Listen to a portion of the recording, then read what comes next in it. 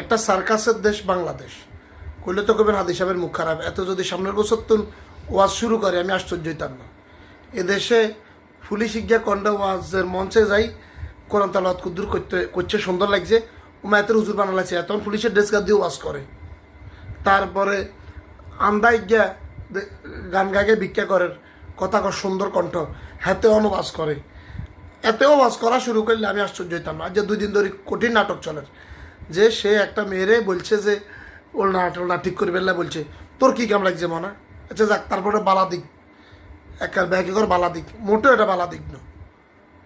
আল্লাহ কইছে মেয়েদেরকে ফর্দা করি ফেললাই, তোরেও কইছে চক্ষু হেফাজত করি ফেললাই।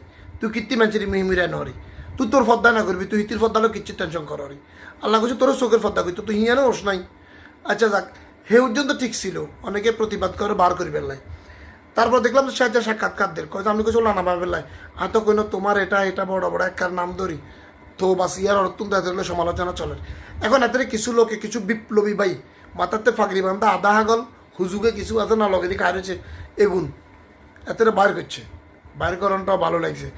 ও মারা গো যাক, তো মনে করলেও যে এদের ইসলামের পক্ষের লোক মনে করি তখন বার করার একটা ঐক্য দেখা যায়। কিন্তু এদের গলাতে মালা করতে আদিতে কোরআন শরীফ এখন মাথাতে ফাঁকরি বান্ধে দিবের কি কেন উমা এটা কোন নাটক?